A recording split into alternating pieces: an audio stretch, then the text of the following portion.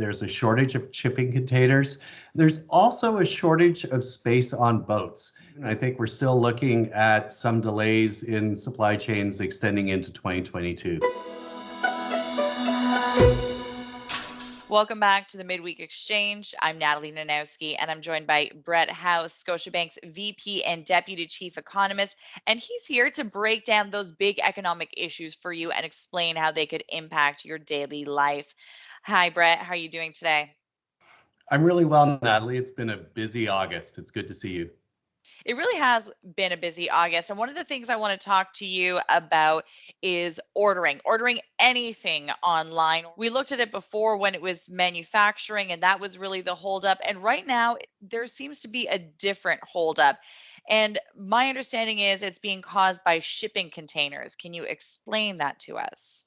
There are some big holdups still in supply chains. It's proof that it is easier to close an economy down than to reopen it. One of the things that's happening is that the shipping process that brings goods to our country is gummed up in a few places. There's a shortage of shipping containers.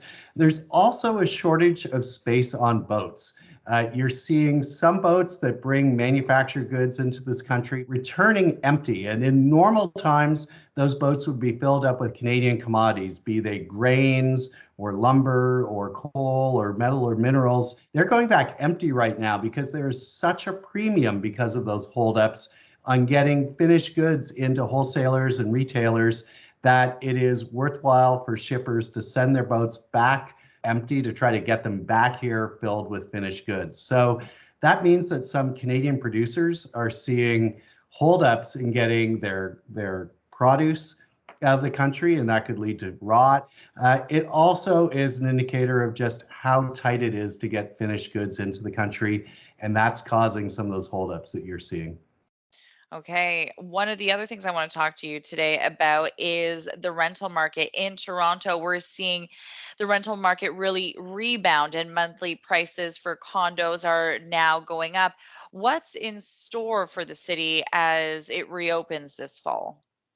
Well, I think you're going to see continued recovery in rental prices, and that's largely because of a few factors. First, vaccination rates going as high as they are and potentially going even higher, combined with vaccination mandates for the public sector, for travel, and for stepping onto university campuses. I think you're going to see further progress on getting the partially and unvaccinated into the vaccinated category. And that's going to allow more activity to resume, more workplaces to get back into operating in person. And that's going to mean more people living and working downtown.